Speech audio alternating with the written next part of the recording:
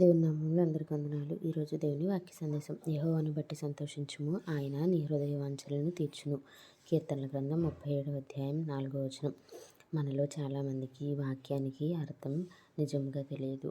మనం ఏమనుకుంటామంటే ప్రార్థన చేస్తాం, చర్చికి వెళ్తాం, కానీ మనం నిజంగా సంతోషించేది మనకి దేవుడు కలిగి ఉన్నాడు అని సంతోషించక, మనకున్నటువంటి అధికారాన్ని బట్టో, డబ్బును బట్టో, లేకపోతే మనకున్నటువంటి ఆస్తిపాస్తులను బట్టో సంతోషించే వారంగా ఉంటాం.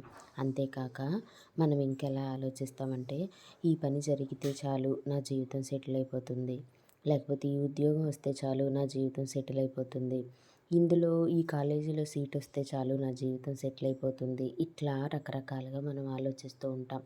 కానీ ఇవన్నీ జరగాలి అంటే అవి దేవుడు నీకు ఇస్తేనే కదా. ఆ ఆలోచన మాత్రం మనం ఆలోచించం.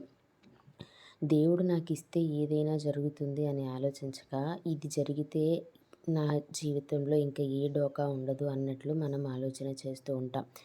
కానీ ఇక్కడ వాక్యం ప్రకారం మనం చేయవలసింది యెహోవాను బట్టి సంతోషించాలి.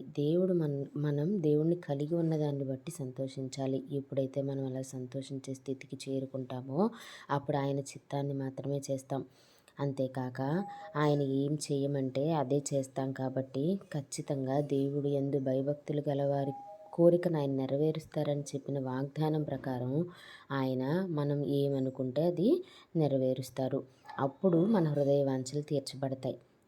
కాబట్టి ప్రతి ఒక్కరూ కూడా మనకి కలిగి ఉన్న దాన్ని బట్టి కాక, దేవుడిని బట్టి నిజంగా సంతోషించే వారంగా, ఆయన రాజ్యాన్ని, నీతిని మొదట వెతికే వారంగా, తద్వారా ఆయన చిత్తం చేసే వారంగా ఉండాలని కోరుకుంటూ వందనాలు.